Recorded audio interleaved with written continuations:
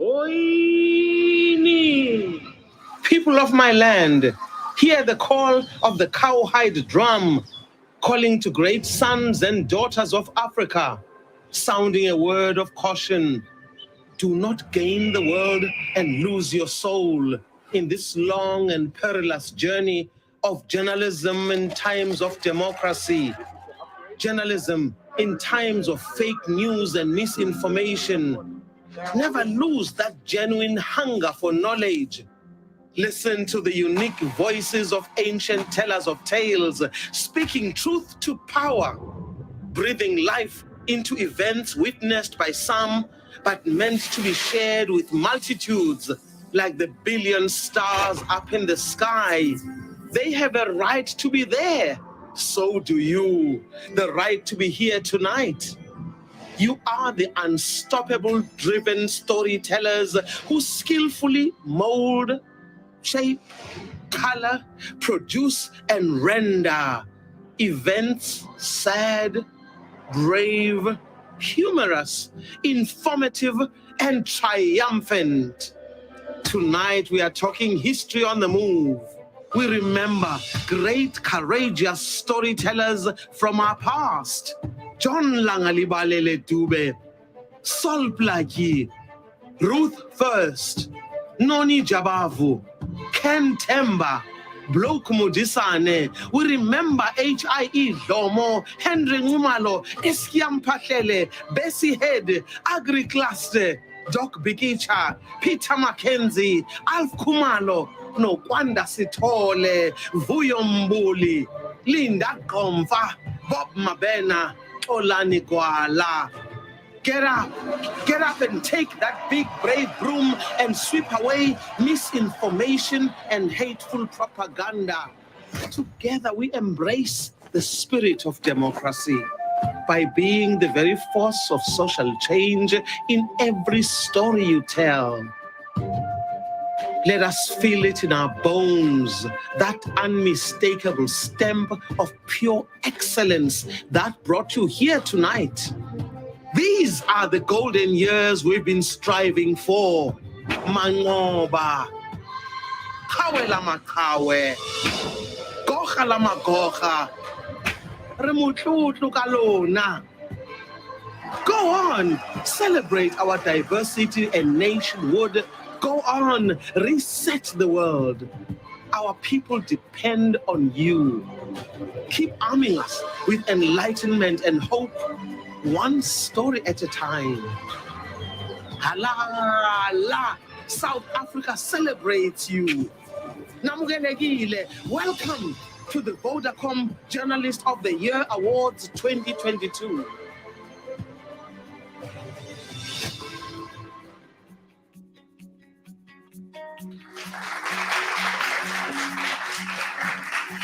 Dumelang, Molweni, Sanbonani, Ralocha, Awsheni, and ladies and gentlemen, a very good evening to one and all. It is such a pleasure to be at the Vodacom Journalist of the Year Awards once more. Let me try and remember. The last time I was here, I think it was in 2014. But hey, it feels like a lifetime ago. So much has changed. I mean, we're living in a post-pandemic world with many, many, many socioeconomic ramifications for journalists, for newsrooms, advertisers, in fact, the country as a whole. And the very fabric of our society, ladies and gentlemen, has changed dramatically. We have the advent of social media. It's now an alternate reality that sometimes is more real than one can imagine. It's more real than the reality that we see, feel, and touch sometimes. And ours, of course, is an era where the word capture means much more than the dictionary definition. And of course, it's become crystal clear that the now firmly entrenched load shedding, which by the way has nothing to do with losing weight, is here to stay. Well, ladies and gentlemen, at a time when we have all these bad news, one might say, we also are living in a dispensation where we have such celebrations and so much to be grateful for. Of course, one just needs to switch the television on and you see South Africans featured in blockbusters, movies like Woman King or Black Panther. We have had a Miss South Africa take the world by storm as a Miss World. Of course, our DJs are world famous in their own right, as is our comedian who's hosting the likes of The Daily Show in America. So what do we do with all these contradictions? Well, Charles Dickens put it this way: it was the best of times and it was the worst of times. With all this volatility, this uncertainty, complexity, ambiguity, what becomes of the profession of journalists? Well, one might say that it is no longer relevant. I beg to differ. I do believe that perhaps the platforms or the packaging or the delivery even may need to adapt and change with the times, but at its core, journalism and the fundamentals of storytelling, well, friends, they do not change.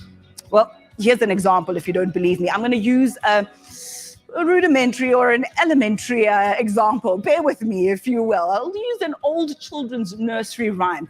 If a government official or maybe even an influencer on social media, an ordinary citizen, were to release a statement or a tweet and said something along the lines of, Humpty Dumpty, you know Humpty Dumpty, right? Humpty Dumpty sat on the wall. Humpty Dumpty had a great fall. All the king's horses and all the king's men couldn't put Humpty together again. That's the statement. That's the tweet. That's the release. Well, many people would then consider that that version of events is complete. Naysayers may yell, well, journalism has no use. How can they be scooped by an ordinary citizen? Some might say storytelling is dead. The media release tells us everything we need to know. Why do we need a journalist? Or perhaps the journalists themselves may feel exasperated and feel, maybe there's some truth to that. Journalism is dead. But let's take a look at this analogy a little bit further. Again, please indulge me and bear with me. Allow me to show you that no story, not even a nursery rhyme, is complete without having gone through the hands of a skilled and meticulous journalist. Why do I say that? Well, if a spokesperson or, again, in our analogy, perhaps an influencer were to tweet the nursery rhyme that we've just spoken about, a true journalist would ask serious questions. Like, we assume Humpty Dumpty was male, right? But do we have proof? I mean, it says Humpty Dumpty sat on the wall, Humpty Dumpty had a great fall, all the king's horses, all the king's men couldn't put Humpty together again. But he doesn't say anything about his gender. So the question is, how does Humpty identify? Would he prefer the masculine or the feminine? That's the first question. The second question, what was he doing on the wall? Is this a phenomenon that happens often? Was it his first time on the wall? Is it something like, train surfing? It's dangerous, but people do it. What was he doing there? And the circumstances behind his great fall, something a little bit nefarious might be going on there. Was he pushed or did he jump? Why were all the king's horses and all the king's men dispatched, a journalist might ask? Who gave the order? And how much did it cost the kingdom? Again, true journalists would ask, why did the kingdom send medics instead? What's going on with the health sector there? Perhaps if we had sent medical professionals, they would have been able to put Humpty together again. Who does Humpty leave behind? Another critical question. What do the family members, the friends, community members have to say about all this? And again, did Humpty really die? Or is he hiding somewhere in Dubai? Lastly, ladies and gentlemen, if we consider all these facts of this nursery rhyme, a true journalist would then ask a serious question. If Humpty Dumpty really is late, let's talk about the funeral arrangements. How will they be funded? And if the kingdom is anything like South Africa during the passing of the late great statesman Nelson Mandela, that question would be critical and absolutely important.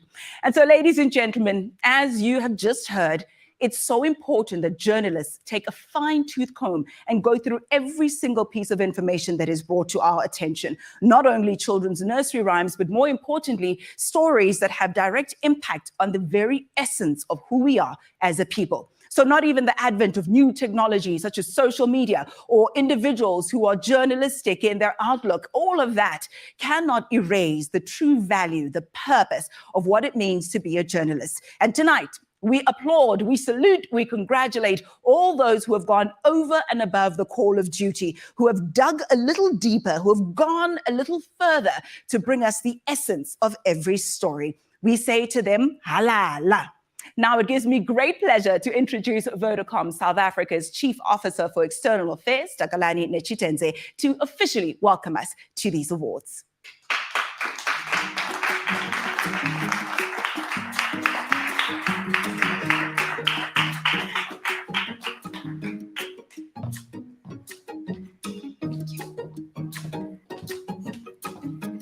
Thank you very much. That was wonderful to indulge. Good evening to our esteemed guests, especially the panel of judges and the nominees and the winners without whom we would not be here tonight.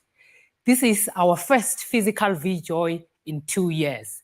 It's amazing how time flies, and it is a pleasure for me, and I am sure for you, to be here in person. I am here to do a simple thing, which is to introduce our MD, Sitho Mdlalose, who will be giving us his opening remarks. It is his first appearance with us. He is not just the MD of Vodacom South Africa, but I call him the patron of this event. Sitho has been with the Vodafone family for about 15 years now, almost a lifetime. And after several positions in both Vodafone and Vodacom Group, he is now the MD of the phenomenal Vodacom South Africa. Apart from being just a numbers man in finance for many years and in auditing, Sitho is also the champion of corporate social responsibility, and he is now driving ESG, environmental, social, and governance. With ESG, we all know that ethics and integrity are key, and that's what defines the journalism profession in our constitution. Vodacom was ranked #1 and #2 in ESG last year and this year, demonstrating our commitment to a balance between environmental, social, and governance principles. But we know that it is a journey that we don't walk alone. We walk it with all of you. Sitho is also a qualified rugby football referee. So if you're going to be playing a trick tonight, watch out. On this note, I hand over to my phenomenal MD, Sitho Mdlalose.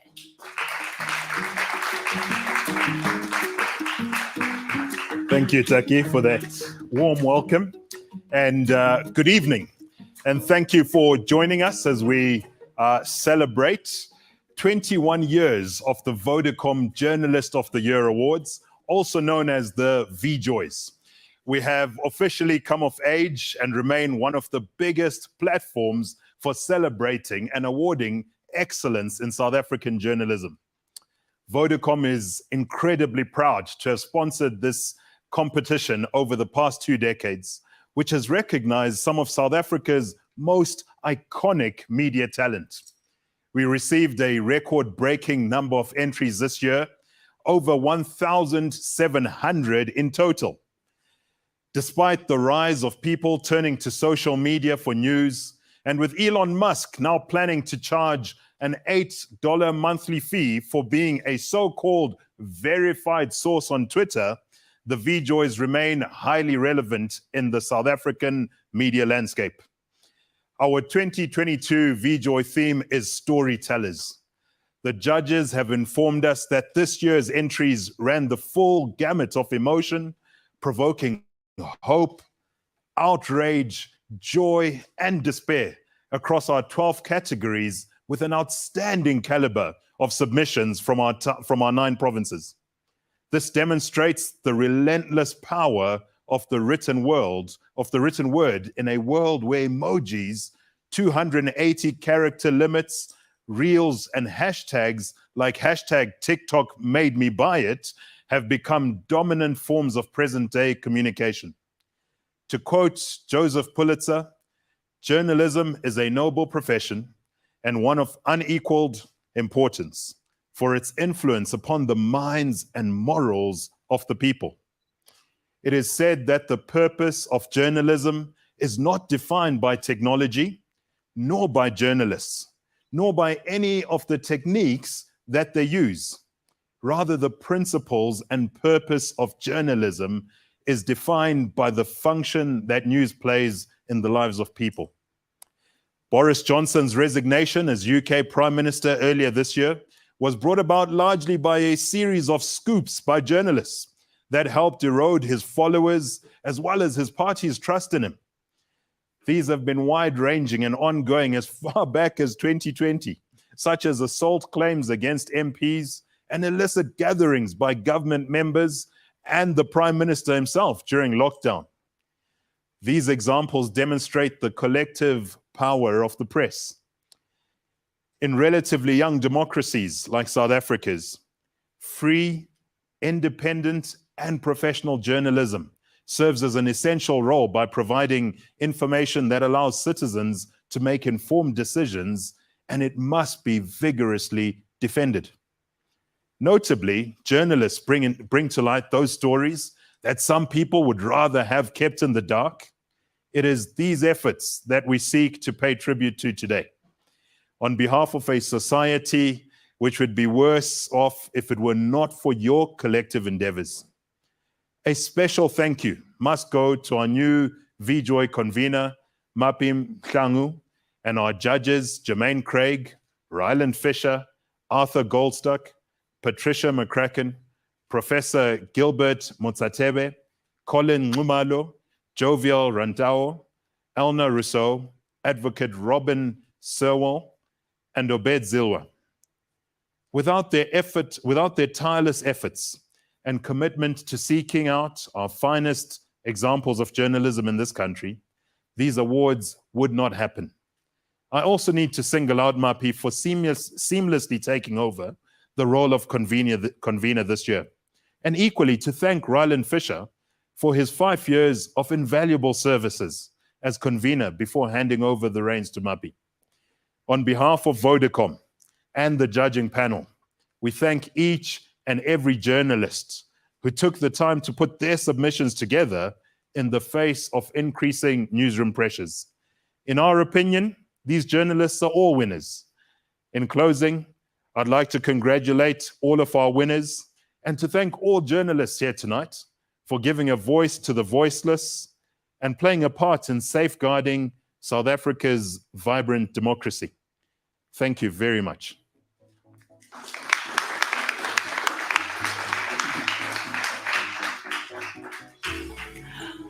Well, of course, a very big thank you to Vodacom executives. Much appreciated. Ladies and gentlemen, our guest speaker this evening is Emmy Award-winning reporter Simon Marks. Well, good afternoon, everybody there from a crisp winter's day here in Washington, D.C. And let me say, first of all, an enormous thank you for the invitation to speak at this year's Vodacom Journalist of the Year Awards. I'm hugely grateful to the folks at Vodacom for hosting this annual event, for honouring the quality of journalism in South Africa, and for giving me the great honour of speaking to all of you today. And I particularly want to thank my very good friend Mapi Mhlangu for making all of this happen. Mapi and I go back a very long way, and she is just as extraordinary an industry leader today as she was a producer on SAFM far longer ago than either of us dares to remember. Mapi, thank you for everything you've done for all of us. And while I know you can't wait to find out who has won this year's awards, I want to be the first to congratulate everyone who walks away with a gong, and also those who do not, because it's not just about the winning, it is about the broad scope of excellence within the industry that this evening is celebrating. Now, I was hoping to be with you in person, but after 29 years in Washington, D.C., for the first time ever, I've got family members descending upon the US Capitol for the annual Thanksgiving holiday. If you're not familiar with Thanksgiving, and I wasn't when I moved here, it is literally the biggest holiday of the year in the United States, far bigger than Christmas. And for the first 3 or 4 years that I was here, I never quite understood that, and would wonder why on the last Thursday of every November, I was always the only person heading into the city to go to work. By the 5th year, I'd pretty much figured it out. I am nothing if not a quick study. Now, I was asked to focus tonight on the subject of misinformation. But before I get to that, a little bit of information about me. In case our paths have never crossed, I run a global broadcast news agency called Feature Story News. And before that, I was a reporter for ITN in the UK. I worked alongside Jeremy Thompson for a bit, your guest of honour at last year's awards. I've appeared on a whole array of South African news outlets, dating back again longer than I really care to remember. There used to be a radio syndication service in London called IRN International that conveyed some of my early reports to Capital 604 down on the beach, Radio Bop, and 702. And then in around 1996, the then chief executive of SABC, Jill Chisholm, who quite by chance had been my boss back at ITN when she was living in exile in London, called me up in Washington and asked if I could do some reporting from the US for the rebranded post-apartheid SABC TV and SAFM. Well, fast forward to today, and you'll encounter many of my colleagues appearing on SABC TV and SAFM. I am currently over at ENCA, providing them with their coverage from the United States. And you can also hear me pretty regularly on John Perlman's Afternoon Drive on 702, on John Maytham's program on Cape Talk, and also on the hourly news bulletins of Hot 1027. And that really brings me to my first point. While we are all living through times of grave uncertainty, partly, of course, as a result of the COVID-19 pandemic, but with economic recovery now exacerbated by the Russian invasion of Ukraine, comparing and contrasting the South African media landscape today with what existed 3 decades ago, or even earlier than that, still, I think, requires us all to be optimistic about a present and a future in which there are a multitude of voices on the air, in print, and behind the scenes, working diligently to hold the powerful to account. And let me tell you from my own personal background why that actually thrills me. My mother was born in Joburg. She was raised in Hillbrow in the 1930s. She went on to be educated at Wits. Her parents are buried at West Park Cemetery. And as a young girl, her father used to gather the family around the radio and listen to live broadcasts over RSA, Radio South Africa, that were relayed from the BBC. She was electrified by them and decided that she wanted to be an announcer for the SABC, which had itself been created when she was only just over a year old. Well, when she became a teenager and became increasingly politically conscious about the inequities she was witnessing in Dr. Verwoerd's South Africa, she realized her plan was not going to be viable, at least not for someone of her political views. And so at the age of 23, she left the country. Having scraped enough money together from family members, she sailed to London. It would be 40 years before she made a return visit to a South Africa that obviously was transformed from the country that she left behind. So the plurality of broadcast voices that go beyond what was, in her infancy, a highly controlled state radio outlet, constantly being outpaced by the amazing work of newspapers like the Rand Daily Mail, magazines like Drum, well, it's something that millions of families across South Africa would have once thought unthinkable.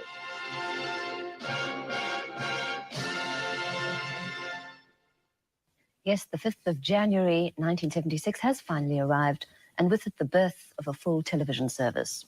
The arrival of television, belatedly in South Africa in 1976, the extraordinary work of particularly 702, the launch of now multiple 24-hour channels, digital outlets, all of that means South Africa's story can now be told to South Africans by broadcasters as never before.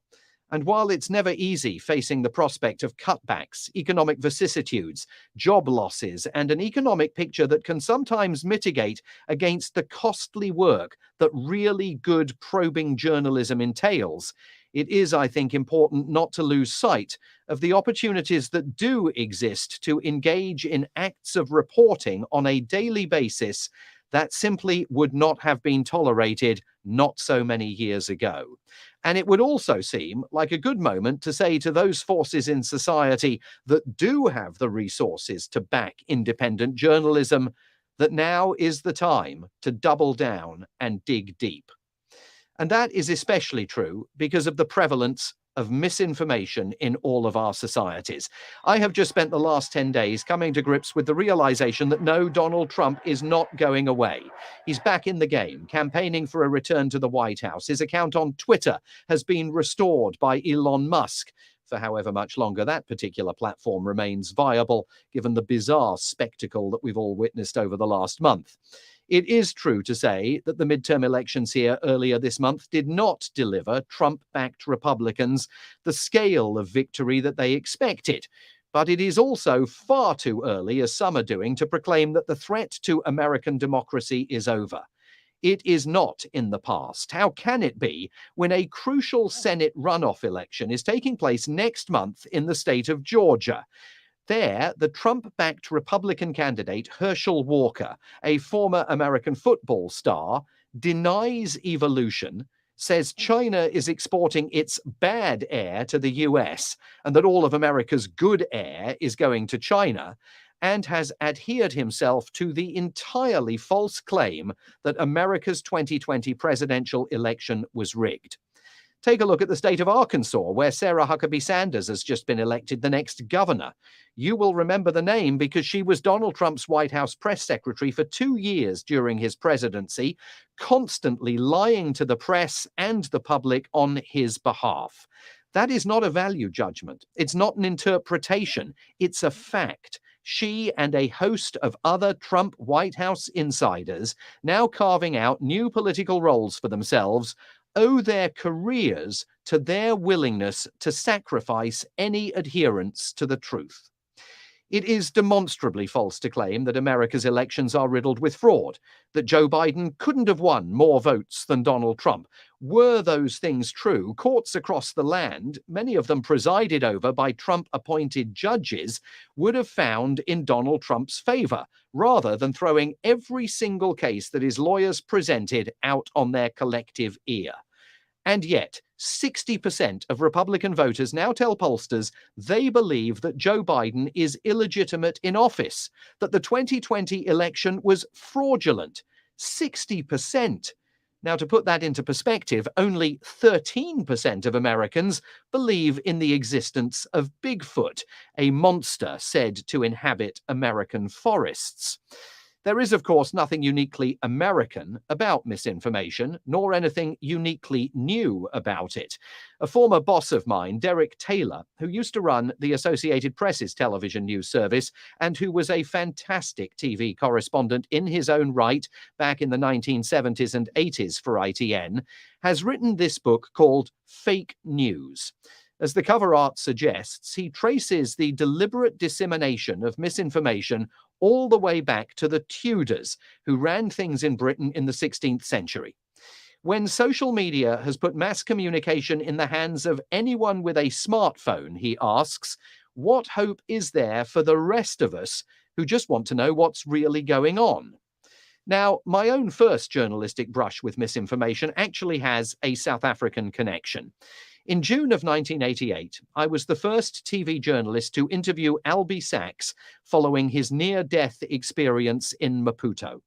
He had been flown to London secretly for medical treatment, and through various contacts, I managed to get in touch with him. It was all pretty cloak and dagger, and it needed to be because the apartheid authorities had cost him an arm, the sight of an eye, and it was obviously feared that they might seek to finish the ghastly work they had started. So my ITN film crew and I were sent to a series of addresses across North London where we were checked out by various ANC contacts. And once we'd passed muster, we were eventually given the address of the real safe house where Albie Sachs was recovering. I think it was the first interview in which he voiced the notion that vengeance would not get him his arm back, the precursor to his remarkable memoir, The Soft Vengeance of a Freedom Fighter. Now, in order to be balanced, since Albie Sachs claimed in our interview that he'd been blown up on the orders of the apartheid authorities, we sought comment from South Africa House in London, and we were invited in to interview an apartheid-era diplomat who assured us that Pretoria had reason to believe the bombing was the result of an internal feud within the ANC. Rival groups fighting for influence were to blame. Certainly, he said, the South African authorities had nothing to do with it. It was an absolute fabrication, voiced with the kind of convivial nod and a wink that indicated he knew he was lying, and he knew we also knew that he was lying. After that, I seemed to find myself on the embassy's cocktail party list, invited to the swish London apartment of embassy spokesman Michael de Morgan, one of SABC's first television newsreaders back in the 1970s. By 1987, he was officially a propagandist in the UK for the last vestiges of apartheid's grip on power. But at least then, the misinformation wasn't amplified relentlessly and irresponsibly via social media. Social media didn't exist. The merchants of misinformation, at least those operating outside rigidly controlled societies, could only seek to use their power on the margins. Before the internet, sure, there were conspiracy theories that circulated, sometimes via secretly exchanged booklets or among small groups of like-minded people. You could go into small American towns in the back of beyond and find people with some pretty odd views. But we didn't really have to worry about any of that. They were all on the fringes. We reporters were the mainstream, and we didn't only swim in it. Let's be honest, we controlled it. As a young reporter working on ITV's News at 10 in Britain, at the time watched by around 12 million people a night, when the programme went off-air at 28 minutes past 10 each evening, by 29 minutes past 10, the entire staff was in the wine bar on the other side of the street, except for one person. We all drew straws each night to see who was going to be left behind to answer what were quaintly known as viewer calls. The only engagement we had with any of those 12 million people was in the minutes after the programme went off air, when most nights, maybe a dozen of them would call to complain. And that wasn't easy, because finding our phone number alone took a fair old bit of cunning and guile. An enormous logbook was used to record the details of every call that we did receive. Mrs. Jones in Birmingham thought we were unfair to Margaret Thatcher. Mr. Smith in Harrogate didn't like the way we treated the issue of striking coal miners. Mr. McGonigal in Edinburgh called in to point out that we got the Glasgow Rangers' final score wrong. That kind of stuff. It was all dutifully noted down in a book that no one ever looked at again nor discussed. But at least we'd done our bit. The next morning, we went back into work and produced a half-hour news programme, again to our specifications, not theirs. We were the trained professionals, and other than giving them a witty and finally story at the end of the bulletin, we wanted to tell them what they needed to know to become responsible citizens in a democracy, rather than what they wanted to know. It was all fundamentally paternalistic. All of that has substantially changed. The power dynamic has shifted. By the time many of our viewers get round to watching us, or our readers get round to picking up a newspaper, in South Africa, the US, or the UK, they already think they know what's happened in the world today because they've encountered it on social media. And in many cases, they have encountered misinformation, some of it deliberately stoked by foreign actors, some of it by domestic politicians, some of it by those fringe conspiracy theorists who now are as mainstream as we all are in the ocean of Twitter. There is, I'm afraid, no way of putting the genie back in the bottle. In America, we've just gone through an election in which President Biden now insists he was always a cockeyed optimist, that's his phrase. And yet just 3 weeks ago, he was warning the country against embarking on what he darkly called the path to chaos. Yet despite his repeated excoriation of his opponents for trafficking in misinformation and the fury he's expressed towards social media companies for hosting it, he has not offered a single proposal to overcome it, for fear that he might run afoul of America's First Amendment, which of course guarantees freedom of speech. Now, everyone watching this knows that when you report, whether it's for SABC, ENCA, Newsroom Africa, EWN, The Star, Business Day, or any other outlet, there are rules that apply. You can't simply say anything you like, no matter how outlandish. Even on a radio phone-in program, callers can't simply make any accusation they want without being held to account for it. But the owners of Facebook, Twitter, and all the other platforms have managed to get away with an audacious argument that says, we're not like a TV program or a radio show or a newspaper. We're more like the phone company.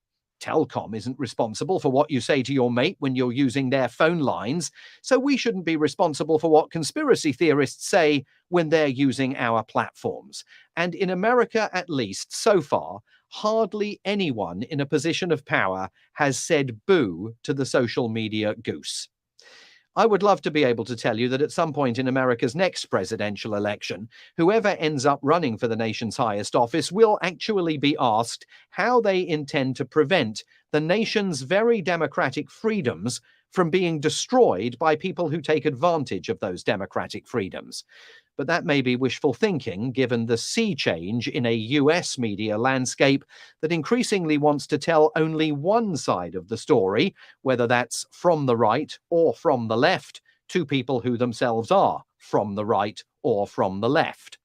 And so I'm living in a country where COVID-19 vaccine denialism has contributed to the deaths of 1 million Americans and counting, and left the country susceptible to every pandemic variant that comes along. Election denialism saw many Republican candidates even refusing to say they would accept the outcome of the very midterm races in which they were recently running. And the country, of course, came perilously close to the brink of losing everything in last year's Capitol Hill riot, in which, and I can never quite believe I'm saying this, Trump's mob was trying to find Vice President Mike Pence in order to hang him on a gallows they had erected in the Capitol grounds. And to think this country used to argue its democracy was a beacon shining on a hill and illuminating the path for other nations to follow. There are practical things we can all do to try and safeguard our societies, and the most important, of course, is to keep asking tough questions. There's a veteran White House correspondent by the name of Sam Donaldson who has always argued there is no such thing as a difficult question. It's only the answers that can prove problematic. But you do need to get the chance to ask them. And in one specific area, I would like to be bold enough today to suggest change. I am always struck whenever I attend press conferences hosted by South African newsmakers that they adopt a practice that first emerged in the Soviet Union in question and answer sessions there. I used to be based in Moscow and had to endure them. Any reporter called upon is expected to ask all the questions he or she wants to ask in a block. The newsmaker notes them down and then answers them in the order in which they were asked. It's a clever technique for the newsmaker because it mitigates against follow-ups, and that is precisely how the Soviets designed it. No give and take. Ask us all the questions you've got in bulk, we'll give you all the answers, and you won't get a further chance to get a word in edgeways. I don't think it's a great system. And if you want to underpin democracy at a time when, let's be honest, it is under threat, reporters and newsmakers of every political stripe might want to sit down and think about doing away with it. You might wonder, legitimately, given everything I've said, whether I'm optimistic.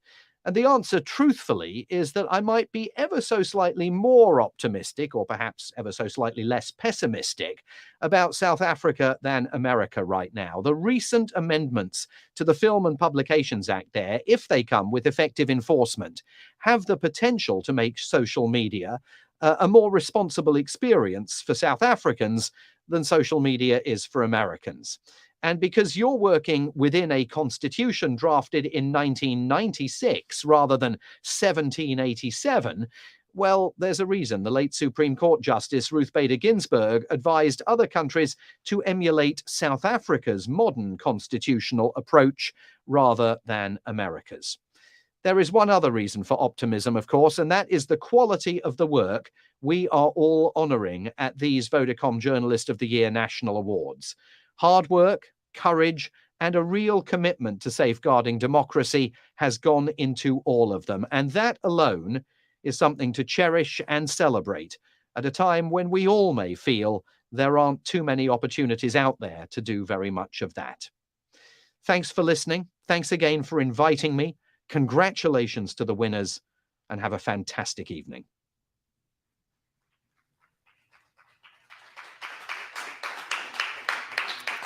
My goodness, Simon, thank you very much for that. It was incredibly thought-provoking. Well, ladies and gentlemen, you've heard snippets of what I'm about to say. Journalism really is both an art and a science. It's an art because you must have a knack for storytelling to get into this industry, but it's also a science because there are principles, there are rules and regulations, standard operating procedures, and there are the kind of principles that govern this profession. And our next speaker has mastered both the art and the science of journalism. Ladies and gentlemen, please help me welcome VJOY Judges Convener and, of course, Managing Director of Minsight Content Creation, Mabi Mhlangu.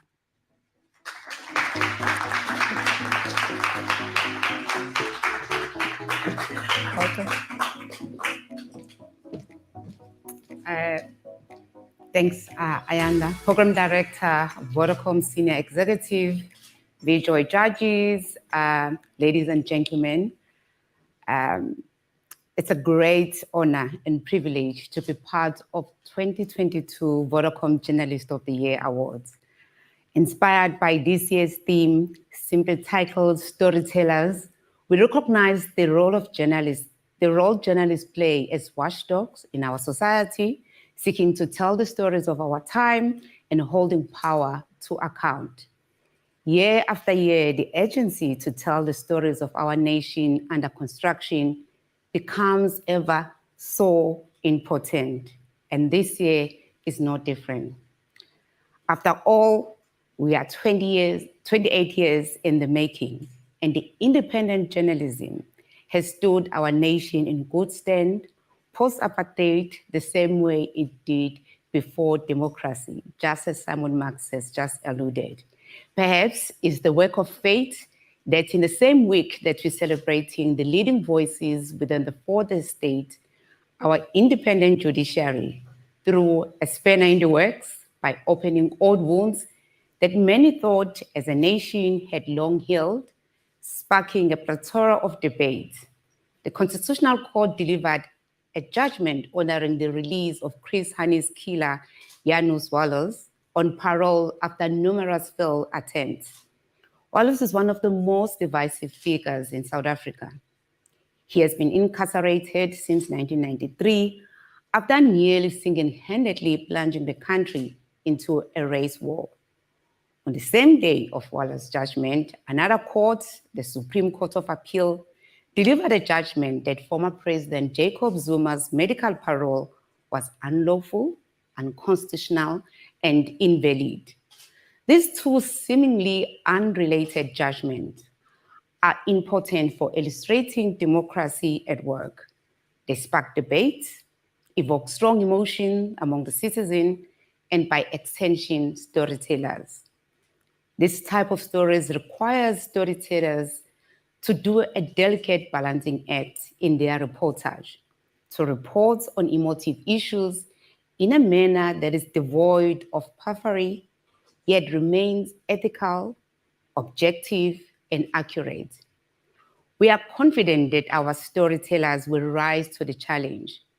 Our optimism isn't misplaced. In the current judgment round of the awards, our storytellers had grappled with difficult matters, such as the grief and devastation stemming from July roads, the floods in KZN. Some entrants tackled the passing of former President F.W. de Klerk, a man with a divisive legacy. Yet the reporting on his death passed the crucial ethic text. It was objective and honest while unpacking his complex legacy.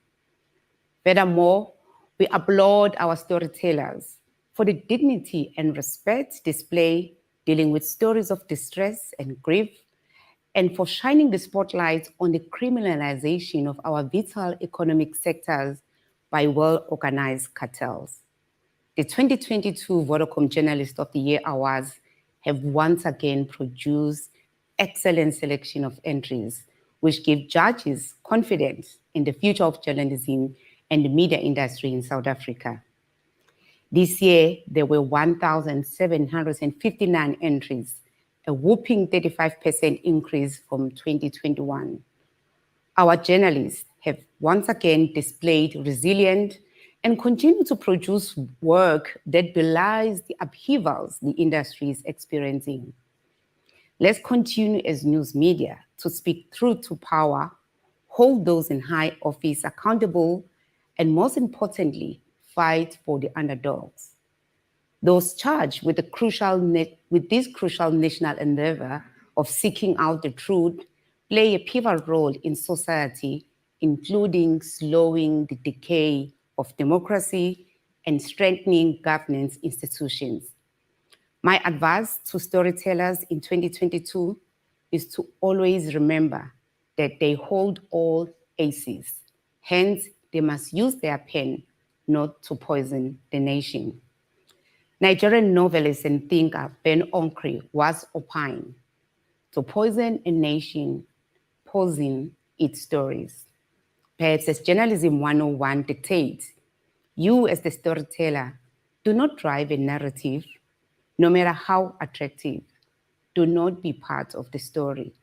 The job of journalists is to report openly, honestly, and without fear, favor, or prejudice. In other words, you should seek out and tell the story truthfully, accurately, and emotively as best as you can. You are truth seekers and not truth inventors. We also salute Vodacom for staying the course by investing in the success of an independent news media. Today, I want to say that our success as the country hinges on two things, namely independent news media, accompanied by world-class journalism, and the rule of law. Therefore, today, we applaud investors in the free market space, in the free media space. We also applaud media owners who honor the tradition of maintaining a Chinese wall between the business side of the newsroom and news production. Program Director, we must never underestimate the importance of investing in a free and independent media. Pundits maintain that an investment in the free press is a long-term investment in the future of a nation. It is an investment in knowledge production and a recognition of the festival of ideas. It is an investment in the maintenance of light and the banishment of darkness. Our democracy can only triumph if our people receive and impart information freely. We seek to always have a robust press, an equally robust and active citizenry. We want a robust media because it is our firm belief that you are the guardian of the public interest, the conduit between elected representatives and the general public. If we do not invest in the fourth estate, we run the risk of democracy decay, taking hold faster than predicted by naysayers. Democracy decay occurs when information is suppressed, when journalists and storytellers are harassed, if not beaten to submission. We remain convinced that democracy will remain stillborn if citizens are ballooning in a sea of ignorance, starved of vital information, insight, updates, and on the progress being made by the people that they've entrusted with their votes. The backbone of a healthy, participatory democracy is an informed and empowered citizenry, and that is always made possible by free, independent, and ethical media. Democracy, by its very nature, requires active participation of citizens, and they cannot partake if they are starved of information, period. In other words, we as the media enable democracy. The role of government is to ensure that key elements of our society, such as media, must have an enable environment to help advance the democratic project.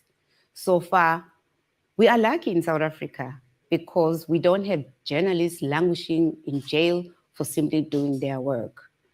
At this point, we also salute the resolve of journalists, our storytellers, who often work under unfavorable conditions marked by the closure of certain publications, retrenchment, and poor pay.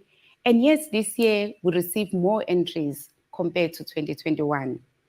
The media industry must invest in a social services to manage the emotional state of journalists, often exposed to multiple murders, extreme poverty, and the devastation witnessed in events such as KZN floods. Ladies and gentlemen, Vodacom has witnessed growth and the maturity of South African journalism for over 20 years. We are saddened by the demise of New Frame, who have had an opportunity to read their quality entries in the few years of their existence. I believe there's a niche for long-form journalism and scope for new investors in this space. Ladies and gentlemen, this year we looked at how journalists as storytellers approach big stories and the individual impact they had on their craft and mental well-being. I speak on behalf of all judges that many of these contributions were fascinating to read or watch and gave the public different and exciting insights into present-day issues facing our country. Truth be told, true journalism has utility beyond its lofty ideals, primarily through entertainment aspects of the media's equation. Through telling stories, journalism helps us connect, understand one another, feel the full spectrum of human emotions, and possibly be moved to action. In a nutshell, journalism exists to tell human stories, not to invent them. Program director, at the height of state capture, it was the free press that stood as a bulwark against the total capture of the country, and by extension, the media industry. Who will ever forget the bravery and tenacity of journalists who brought us the Gupta leaks? On behalf of 2022 VJOY judges, we pay tribute to all journalists for their service to the nation. And speaking of journalists, I pay tribute to my predecessor, Ralen Fisher, for being a convener for the last 5 years and for holding my hand this year as a newbie. Ryland is a consummate professional, a true friend, and an optimum of an ethical journalist. Equally, I thank you, fellow judges, who have a combined experience that exceed 300 years. On behalf of Vodacom, I thank you for your excellent work. Equally, we thank all South African journalists who receive these awards year after year. We thank them for entrusting us with the painstaking process of finding winners. At this point, I say congratulations to all national winners. I thank you.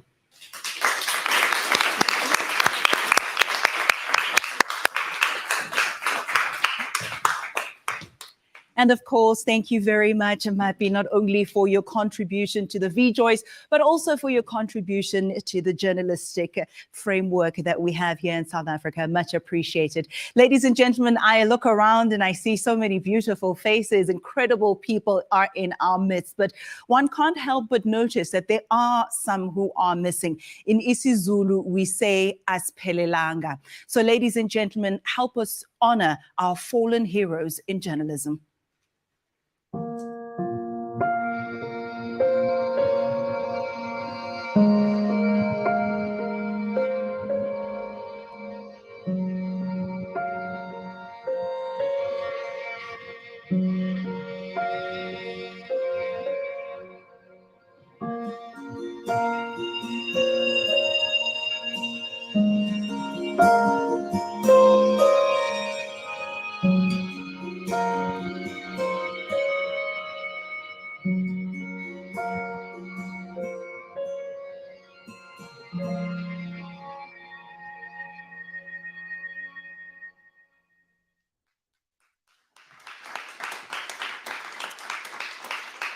Yes, indeed gone, but most certainly not forgotten. Their work lives on, and may their beautiful souls continue to rest in peace. Ladies and gentlemen, if music be the food of love, then play on. For some soothing sounds, help me now welcome award-winning songstress Nsaki.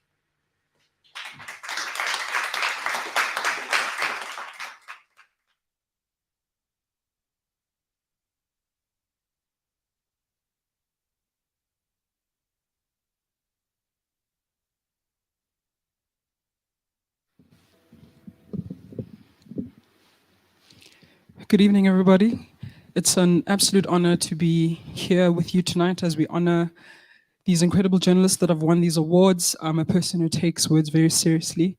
I'm a storyteller. I call myself a song catcher, and I write love songs, protest songs, and songs of encouragement. This song is called Dear Youth.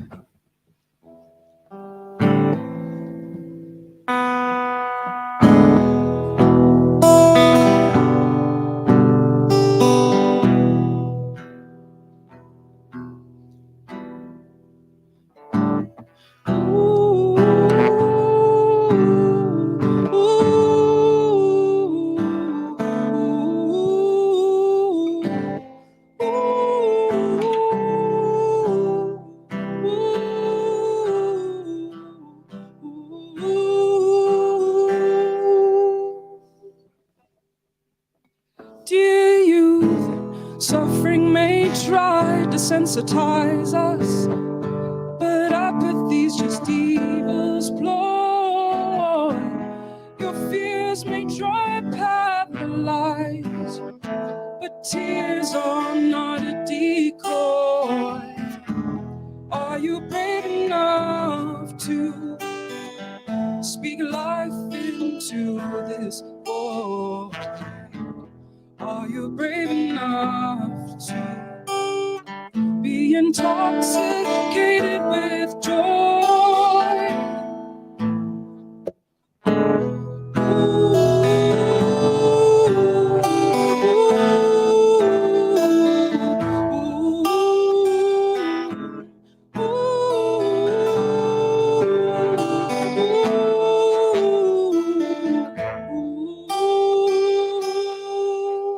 First light, they tell us we're not worthy to have purpose as a friend.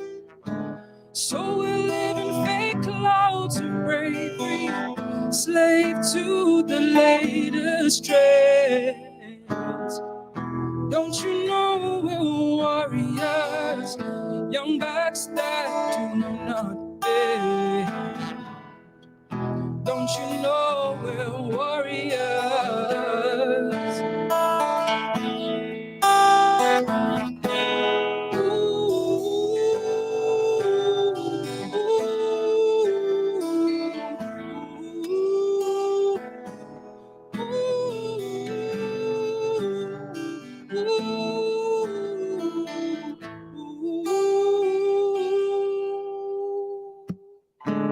He'll bid a penny for your thoughts and tell you to keep the change. He'll pay your pound now for your flesh and tell you you can never change.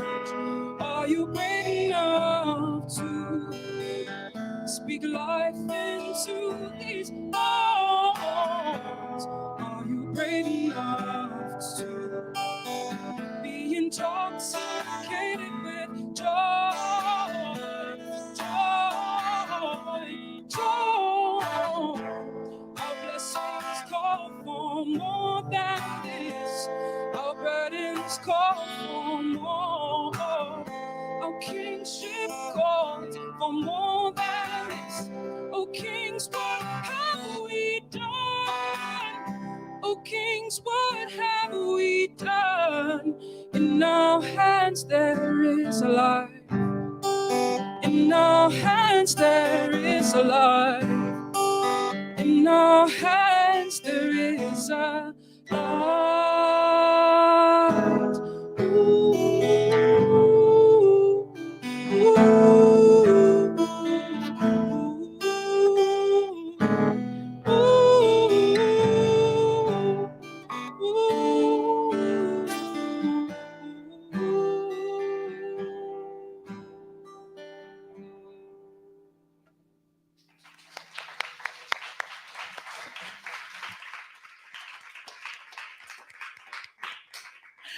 My goodness. Well, thank you very much, Nsaki. She is such a social commentator. Her songs make you think, they make you feel, they make you dream, as is the case with many of our journalists who do just that. So, ladies and gentlemen, let's get into the business of why we're here today. Taking a look at the awards, our first category is the lifestyle category. Our national winners' lifestyle stories are captivating, fun, enlightening, and entertaining. Most importantly, a good lifestyle story is one that makes the audience feel that they are part of the story. Our winner provides riveting details that paint a vivid picture for the audience through a combination of powerful narratives, natural sounds, interviews, and background music that leave the audience gasping for more. His body of work takes us on a journey of discovery, focusing on, among others, Soweto's first nightclub called Club Pelican, which provides a glimpse into the lifestyle and the type of music of the time. He succeeds in showing that lifestyle stories are not only about celebrities and influencers. For his captivating body of work, our national winner in the lifestyle category is Charles Leonard of New Frame.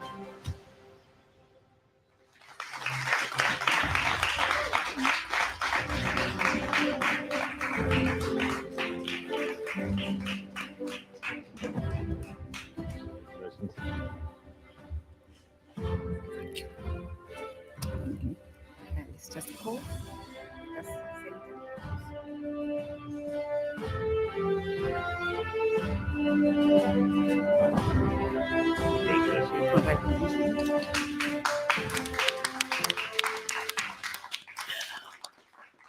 Well, congratulations to you, Charles. And you are officially my new best friend, so long as we split that paycheck, right?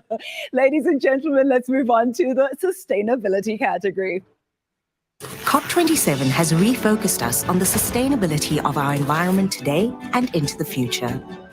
Although we are already concerned about the impact of international trade, such as logging, mining, and poaching, from rhino horn to elephant tusks, far too few know about the multi-million poaching of some of South Africa's rarest plants as part of international organized crime.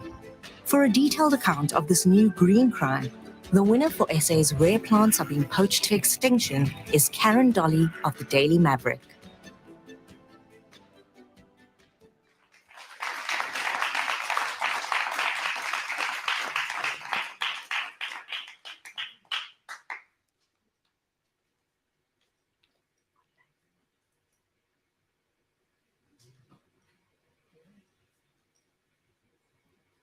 Anything. Thank you so much. Such an important topic. Thank you all so much.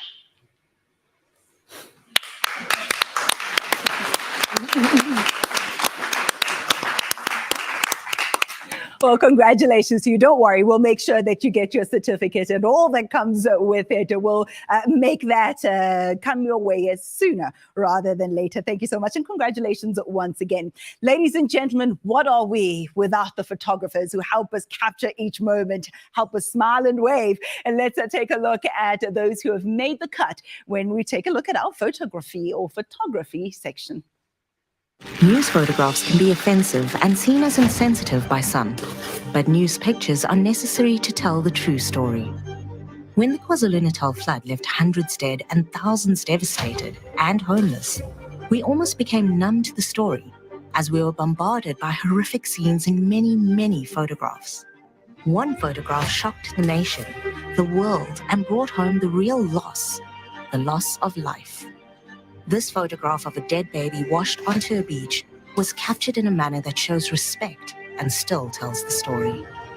In another photo essay, this photographer delicately depicts a cancer patient in hospital who beams out hope to other cancer sufferers.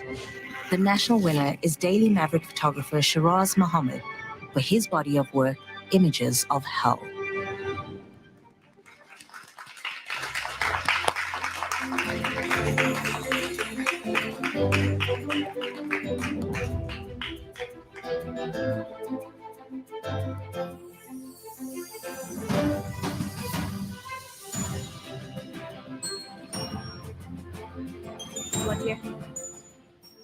Well, congratulations in absentia. We will definitely post the certificate and all that comes along with it in no time. Congratulations in absentia. Ladies and gentlemen, truly our photographers are our unsung heroes. Let's move on to the next category now, where we focus our attention on features.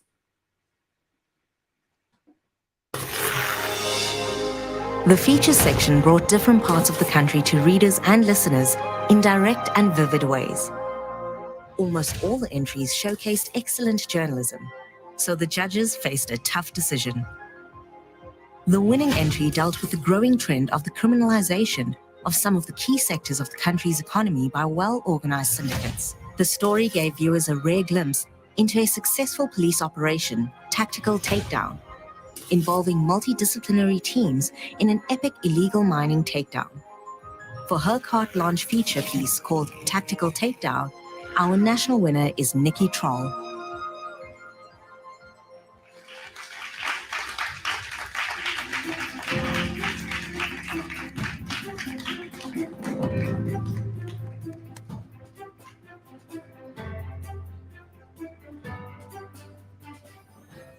Well done to Nikki. Congratulations certainly are in order. Ladies and gentlemen, we'll now take a 5-minute comfort break. And again, we'll be lulled into just thinking about the future that could be, what is, and of course, the past and the journey that we've all traversed here in this country. Msaki helping us do the honors.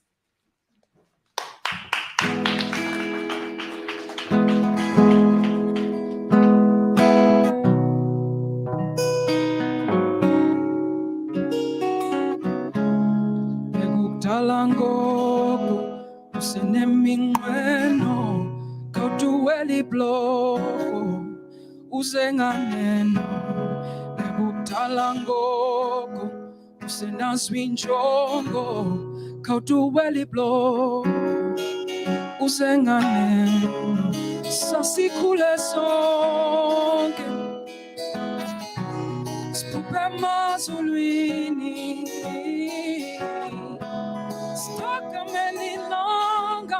Stakamelilanga, izandikhumbuze uboma bumanga. Asozabeko fana nawe,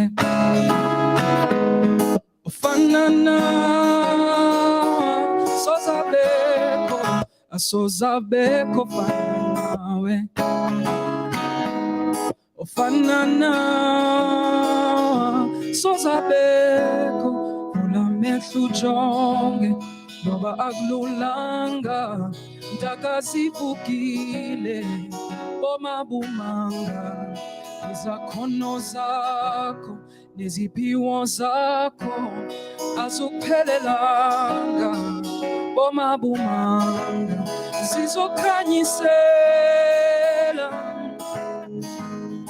ibe mhlophe indlela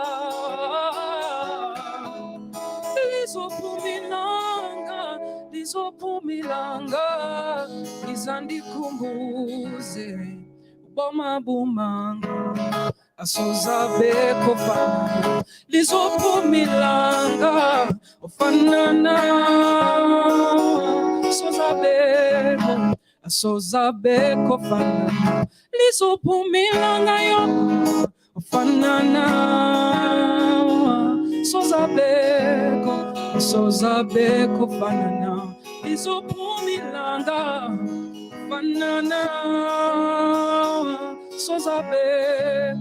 sozabeko fana nawe lizophumilanga yo fana nawe sozabeko chochubeko asozabeko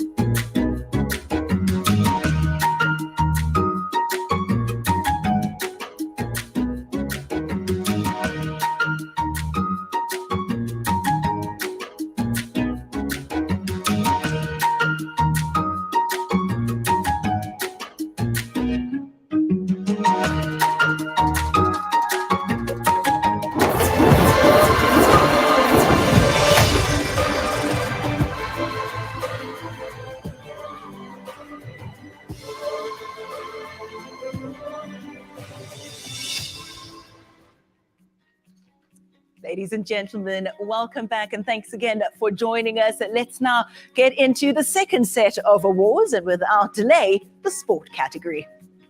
Sports reporting is a calling, a labor of love, and none more so than for our deserving national winner this year. This year has been a particularly big triumph for women in sport who have fought to reach the heights of their professions and achieve the recognition they so rightly deserve. Our national winner has made it her daily quest to consistently bring the coverage of particularly women in sport into mainstream media. For her powerful coverage this year, in particular of the scourge of child abuse in sport, and for the sheer weight of her consistent body of high-quality work, our national winner this year is ENCA's Hloni Mtunkulu.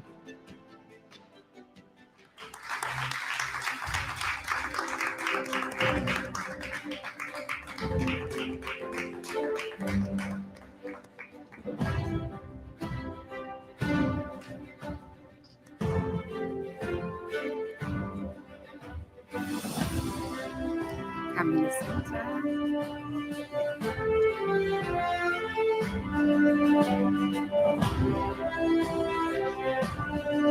Congratulations.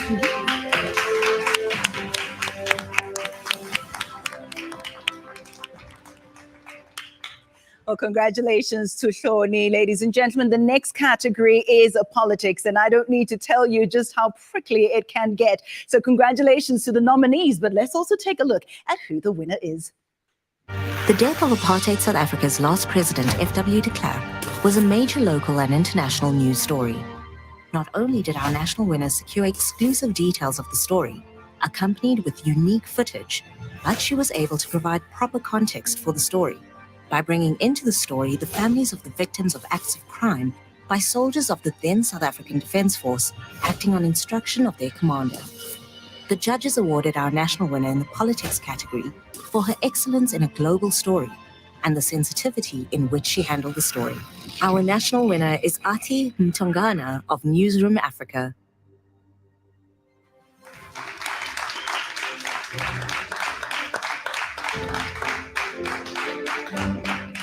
Well, Ati is living proof that dynamite really does come in small packages. She's little, but man, she punches over her weight when it comes to her work and her contribution. Ati's not with us this evening, but we are joined by Nduduzo Shandu. Her contributor is here to accept the award on her behalf. Congratulations, Ati.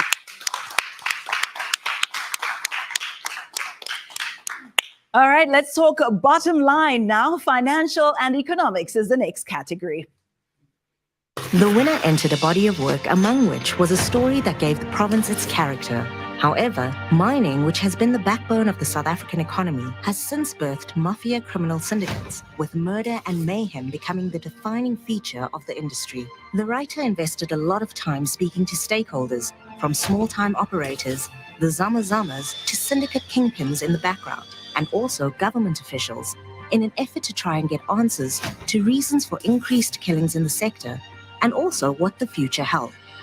The winner for her untiring pursuit of truth in the article Inside SA's Mining Mafia is the Financial Mail's Lisa Steyn for her in-depth expose of the criminal element present in the mining sector.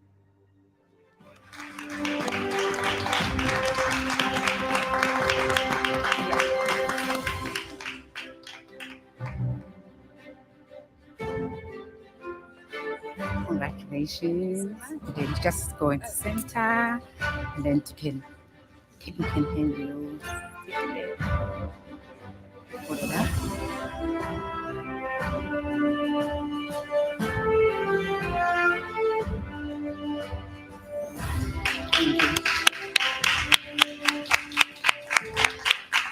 Congratulations, Lisa. Well, times they are a-changing and storytelling must adapt. Let's take a look at innovation in journalism.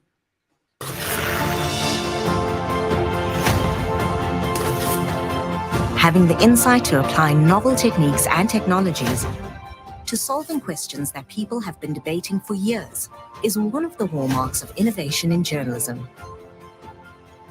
The national category winner who helped re-envisage sports statistics for our sports-mad nation is Mameli Mamela of The Outlier.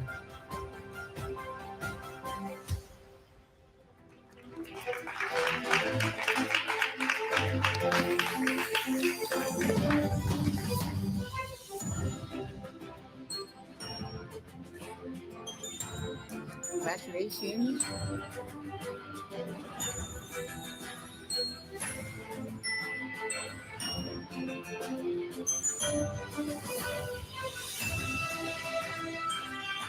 Congratulations.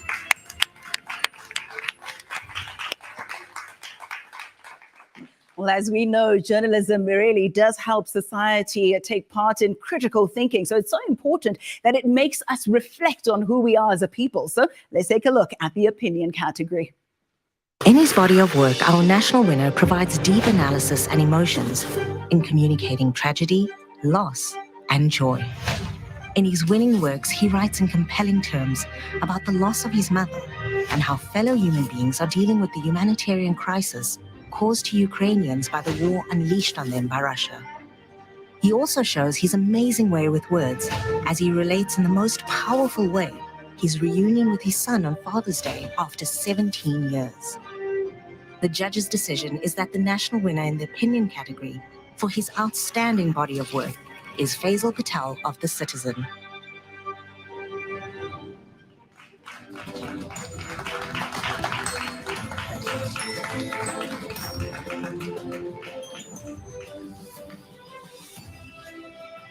Congratulations, Faisal.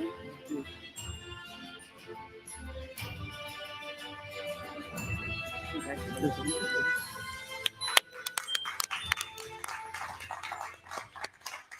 Congratulations once more. Indeed, there is a lot of strength in vulnerability. It also takes a lot of guts to go undercover and investigate some of the stories that are unearthed by journalists. And let's take a look now at the investigative category. The best investigative journalists are the ones who display determination and doggedness, even if their investigation goes on for many years. In the end, their determination pays off when the police begin their own investigations, when corrupt people get charged or are removed from their positions. In this category, we had many strong stories, most dealing with important national issues. We had stories dealing with the plight of whistleblowers, the unrest in KZN, rogue police, and sex offenders. In the end, the judges decided that our national winner should be someone who has doggedly stuck to their guns in an investigation that has gone on for years and has finally begun to show results in the charging of some of the alleged perpetrators of corruption and the firing of others. Our national winner for his investigation called Gaming the Lottery is Ground Up's Raymond Joseph.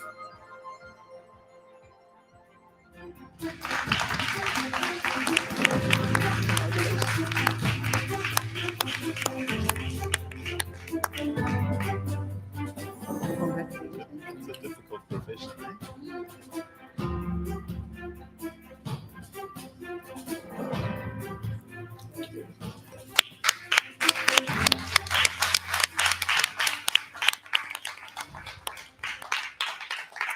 Congratulations and thank you so much for your dogged determination that really helped us to see the light at the end of a very dark tunnel. Ladies and gentlemen, let's turn our attention now to live reporting and breaking news.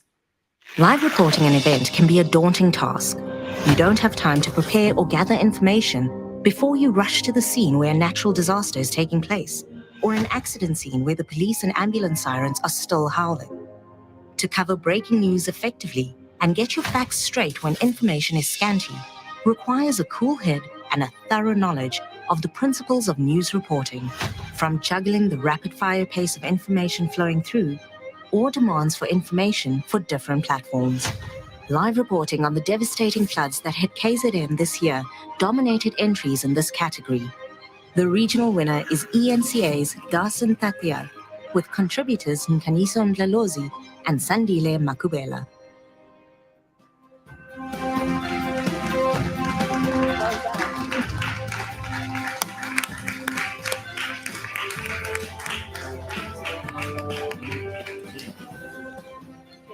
Congratulations. So, where's Susanna? Where's Susanna? Yes, she must come. This is for Susanna. This is for Dyson. Thank you. Susanna.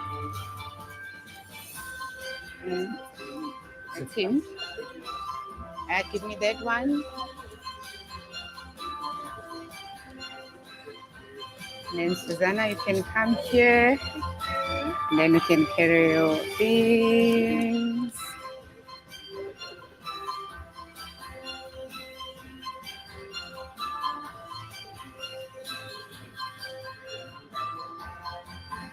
Thank you.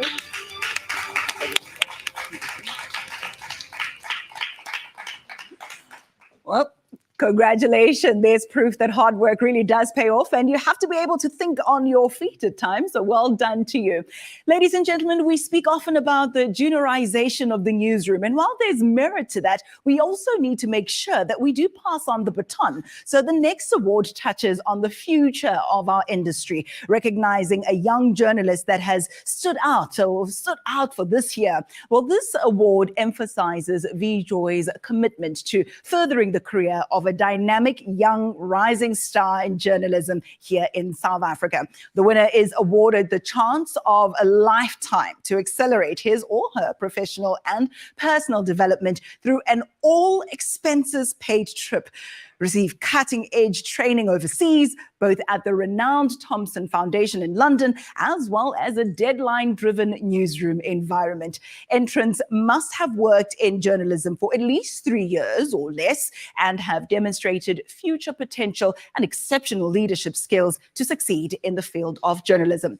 Well, entrants had to submit a body of outstanding work together with a strong motivation showing commitment to the vocation of news reporting well above the norm, a motivation that was a critical component of the judging process.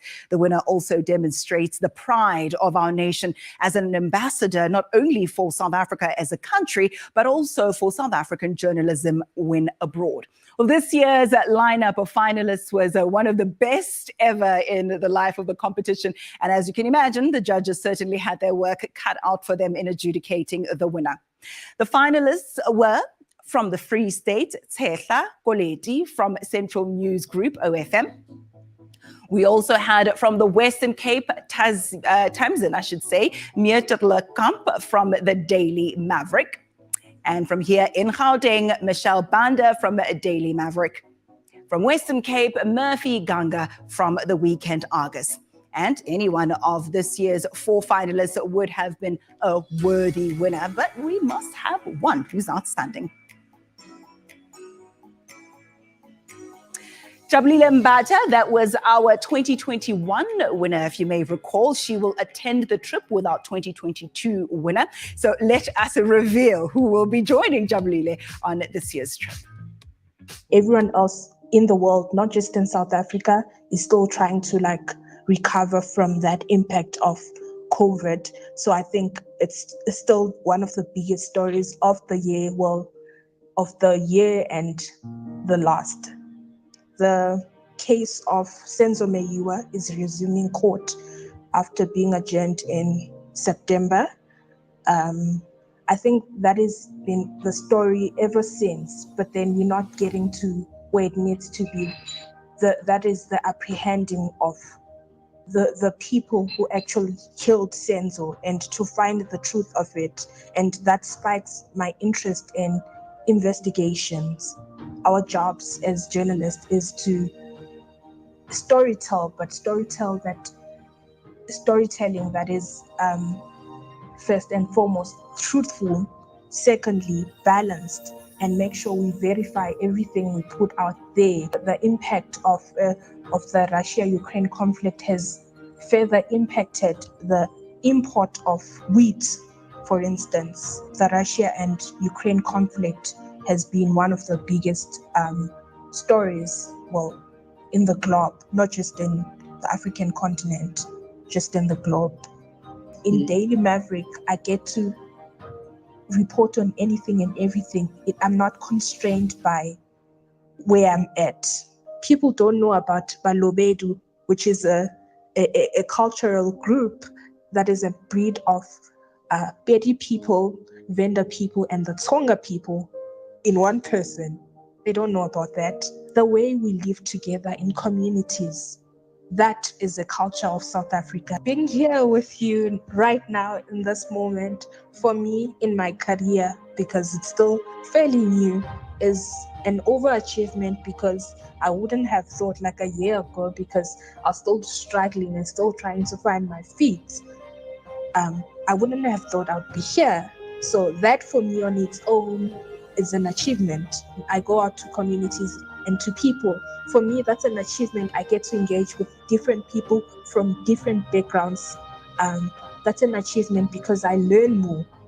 I'm more aware than I was before that story. So every story is a chapter for me. It's a learning curve.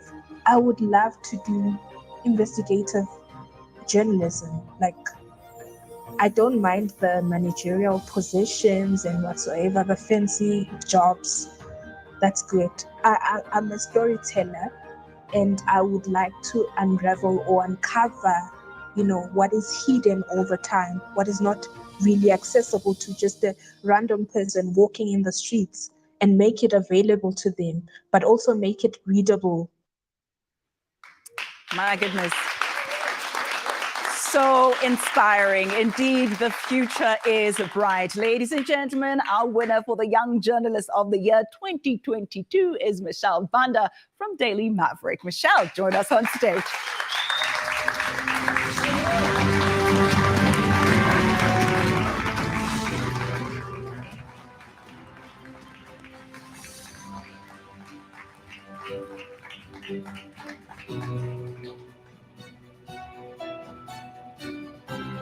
Congratulations, Michelle, for the certificate.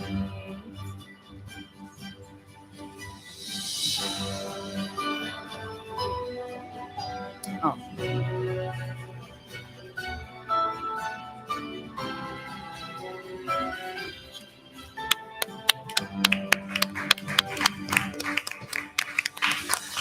In the beginning, there was the Word and there was Don Matera, and a combination of the two produced a potent formula, one that shook the foundations of a government backed by an army heavily armed with one mission: to oppress the black majority in South Africa, the land of their birth. Matera was an intoxicating example of the power of the word, written or spoken, and he used it to good effect.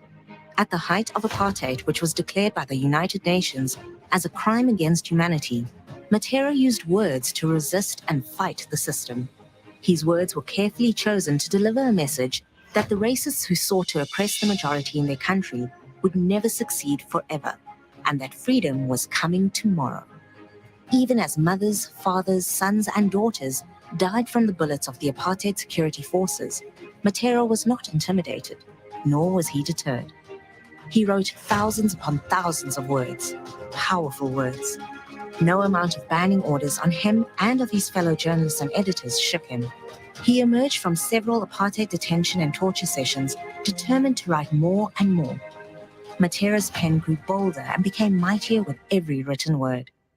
For millions across South Africa seeking inspiration and strength to live and fight apartheid another day, Matera's booming voice delivered his own words in beautiful poetic execution to many packed halls across the country. Matera spoke truth to power, irrespective of the consequences. In his lifetime, Matera not only recorded the history of Black people's resistance against apartheid or attempts by the apartheid police and army to subjugate the majority, he showed them the proverbial middle finger in beautifully and seductively written prose delivered in unparalleled performances. No one word fully describes Matera. Not a single body of journalistic work or one poem does justice to his amazing contribution to the struggle against apartheid and the reconstruction and development of the country he loved with all he was. To describe Matera only as a journalist and poet would be to insult and undermine him. He was way more than that. Yes, Matera had a way with words. He was a world-class poet, an amazing writer, and published author. But he was a great humanitarian, political activist, and a revolutionary. Matera underwent what can only be described as an amazing transformation from a violent gangster early in his life to a 5-star writer and poet, as well as a community leader who won an International Peace Prize for brokering peace among warring groups. Legendary journalist and editor Matata Mtsedu, who knew Matera for more than 40 years, wrote, Like Malcolm X or Malik al-Shabazz, the druggy-turned political leader in prison, he too was saved by Islam, which took him from the streets and the life of drugs, booze, and general debauchery. Embracing Islam sobered him and turned him into a political activist. In 2020, the Don Matera Legacy Foundation was launched to ensure that Matera's legacy remains relevant to the current as well as future generations, to recognize and appreciate the immense sacrifice and contribution he made in literature, arts, journalism, and the liberation of South Africa. That legacy includes at least 3 honorary doctorates by UNISA, Natal, and Wits universities, at least 6 books ranging from autobiography, novels, poetry, and short stories, as well as stage plays and several awards, including the National Order of the Baobab in Gold Pen Award for his Azanian love song poetry book, and the World Health Organization's Peace Award from the Center of Violence and Injury Prevention, the Steve Biko Prize for Memory is the Weapon autobiography, and the Masisi Kinene Poetry Award. This rich legacy now includes a Lifetime Achievement from the Vodacom Journalist of the Year Awards. Congratulations, Donato Francisco Monapula Mohammed Umaruddin Matera, Don Matera. We stand in awe, ladies and gentlemen. To come on stage now to accept the award on behalf of his father is his son, Gregory Matera.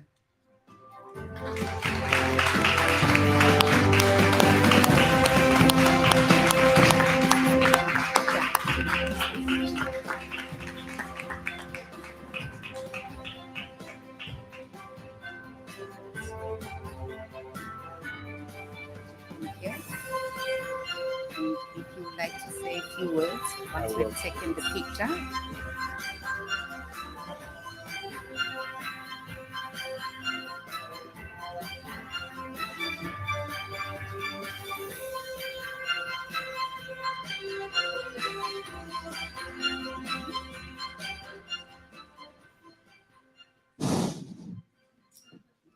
Good evening, ladies and gentlemen.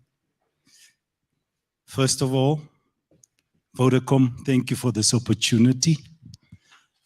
They say when you honor somebody while he's alive, you leave love in his heart. But when this person has passed on, you leave a legacy for his family. The judges and fellow recipients, I think your job is a great job. Might be an obstacle to some, but it needs to be told.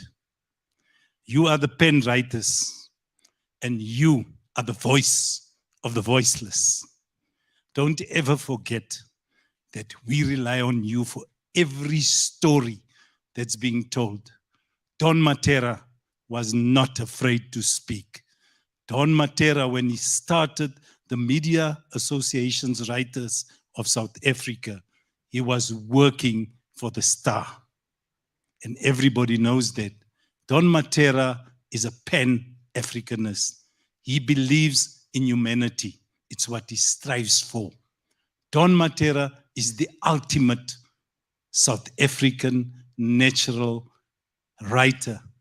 I do not think, I said something at an award in Cape Town, and I do not want to trample on toes, but our late president, one of them said, I do not want to speak when Don Matera speaks, because what is there left to say?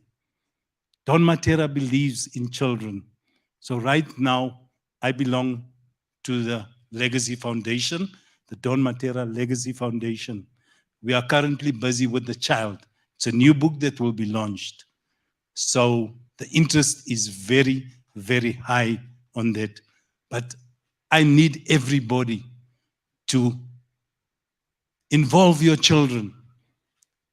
Make use of them and make use of the literature that we have in South Africa. We have powerful writers. We have powerful people. I watched Dessen Tapia when he came to take his award. I've been an admirer of yours, young man, and I have seen you go into the field and you're not afraid to talk. And that is what we need in this country. I came here, I thought I would be a visitor for an occasion, but thank you so much to the judges, everybody else, for this achievement that you have every year. Recognizing people is not something that goes unseen. If you recognize a human being, that human being strives to be better. And striving to be better is what South Africans are made of. We fight together, we love together, and we even die together. It's what we're made of. So to everybody else, I say, well done. Thank you so much. Thank you so much. And look after your children. That is Don Matera's dream. Don Matera believed in one race, the human race. Thank you.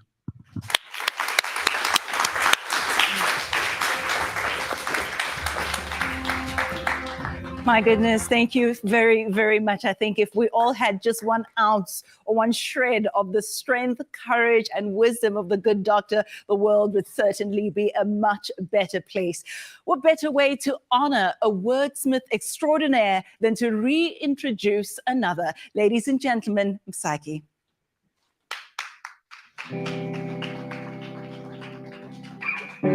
I'm so inspired by the level of integrity and bravery in this room.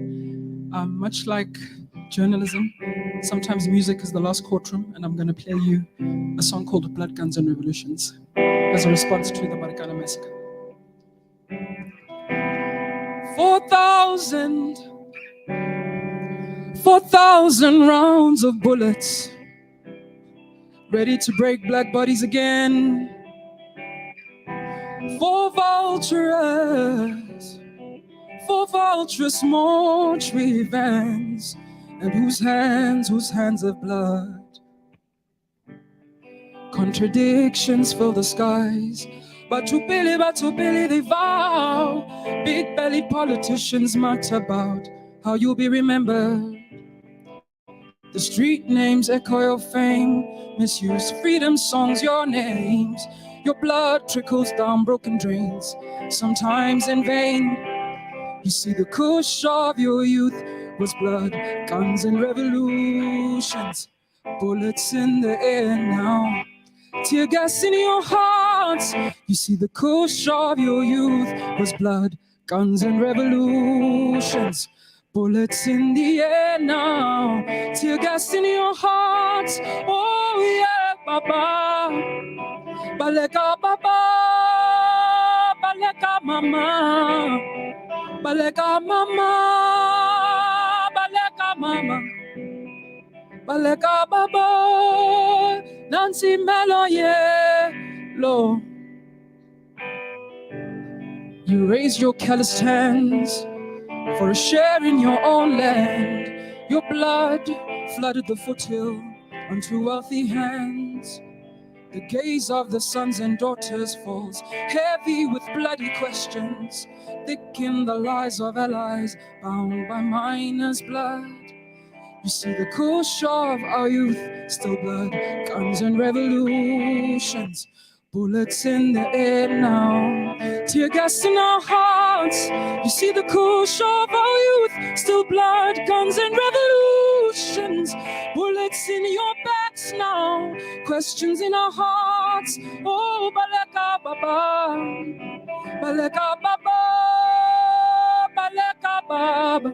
Oh, Baleka, oh, Baleka Mambush, Baleka Mambush, Nancy Melo Yellow. City Chigale Maweni Siam, Chigale Maweni Siam, Chigale Maweni Siam, Chigale Maweni Siam, Siamba Bo, Siamba, Siamba Bo, Siamba. Nobaba ngesithulela nqolo thina sithe sihamba phabo sihamba Siyahamba bo, siyahamba. 2 bulls in a crowd, 2 bulls in a crowd, one must die. 2 bulls in a crowd, one must die. I tune in a one must die. 2 bulls in a crowd, shoot it, kill it, shoot it, kill it, shoot it, kill it, shoot it. Someone's father was a gene boy. Someone's husband was a gene boy. Bulelwe ngumshinkabani bo. Bulelwe ngumshinkabani bo. 4,000 rounds of bullets, ready to break black bodies again. For vulturous more revenge. But whose hands have blood?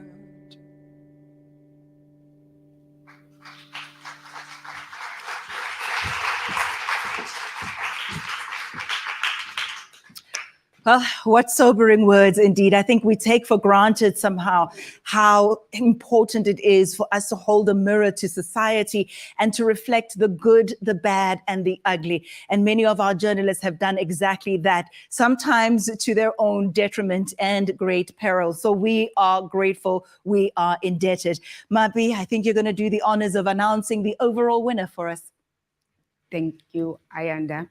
We've been blessed this year with an amazing and brilliant selection of entries into the Vodacom Journalist of the Year competition. And in some categories, the judges had a tough time to decide on winners. In the end, though, it was not so difficult to decide who to be the Vodacom Journalist of the Year for 2022. Our winner this year is someone who has displayed all the best traits of excellent journalism, displaying sheer tenacity and determination not seen often enough in our industry. Despite legal and other threats and many media houses not wanting to touch his stories because of fear of possibility of offending a major advertiser, our national winner persisted over many years with investigating one of the most powerful organizations in our country. Over the past year, we have seen the fruits of his investigation, with the government and the police suddenly taking note and action, board members, executives being replaced, in some cases, people accused of corruption being charged. It was a vindication of years of hard work. The winner of the Vodacom Journalist of the Year Award for 2022 for his investigation gaming the lottery is Raymond Joseph of Ghana.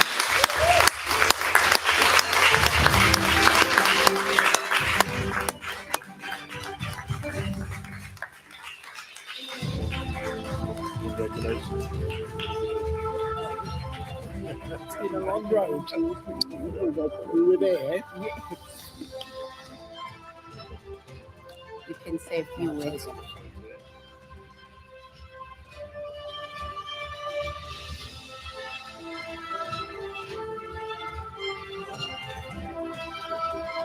Thank you very much. This is not my award alone. Anton van Zel of the Limpopo Mirror has been key to this. Nathan Geffen, the editor of Ground Up, and their unstinting support. The journalists that I've worked with along the way. And really, some of the most important people, the whistleblowers. Those who came out by name, those who helped me behind the scenes. Without them, the story would never have happened. I thank you very much.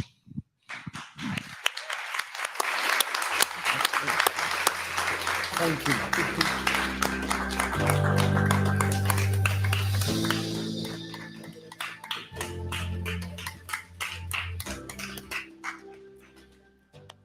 Tell you what, this is no small feat. Congratulations once again, not only to the winners, but also the nominees. And of course, a great big thank you to Stock Studios and the crew for hosting us today. This has been an incredible occasion where we honor and celebrate and congratulate those who hold our democracy together. Thank you very much. Ladies and gentlemen, please allow me to also thank Innovatink for the behind the scenes content.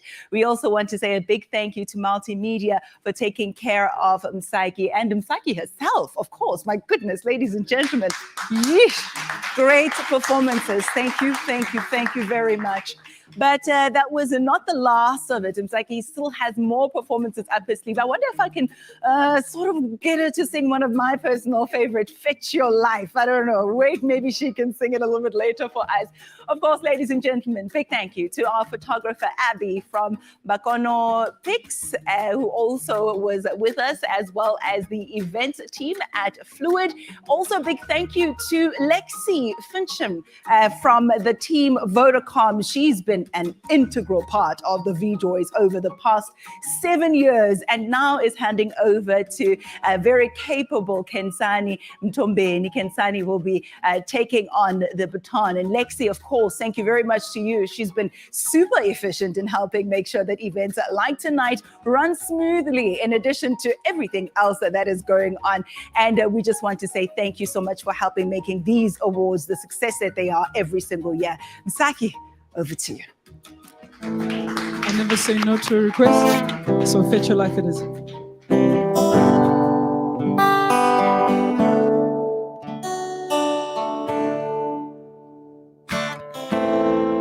Your back sways in parabola motions, right on time with the latest club incantation.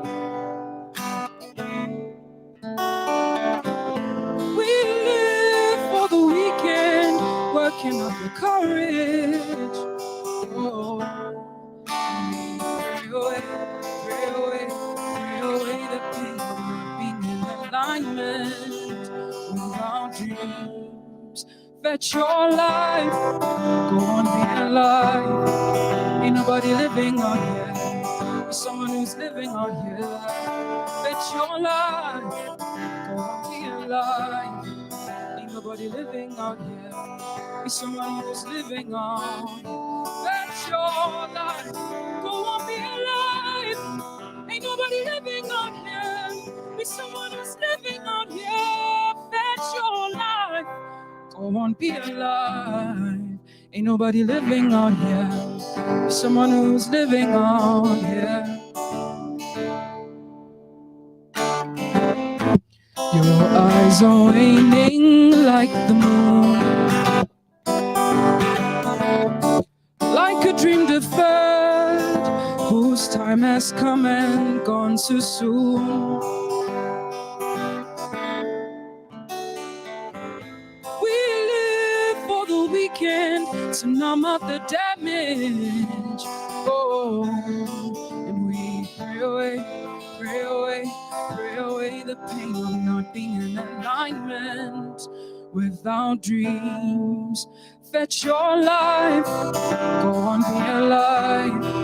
Ain't nobody living out here, it's someone who's living out here. Fetch your life, go on, be alive. Ain't nobody living out here, it's someone who's living out.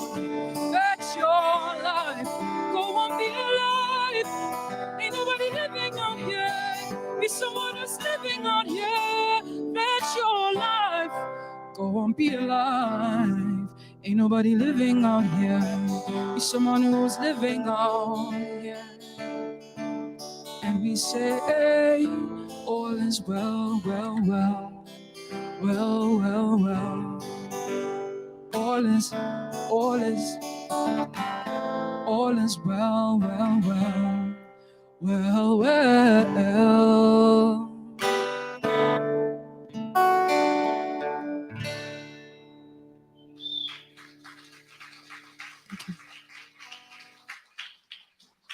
Thank you so much. Ladies and gentlemen. Thank you, sis. I'm going to use one of your mics just to make an announcement very quickly. Thank you. Don't worry, I won't sing. I see some of you thinking, ooh, what have we done? Okay, ladies and gentlemen, thank you once again. May I ask that everybody who's a recipient of an award tonight, please to join us on stage just for a photo opportunity. To the rest of our guests here today, thank you very much for coming again. I hear that there are some refreshments out the back that way. Thank you once again. Drive safely when you make your way home later tonight. Thank you, ladies and gentlemen.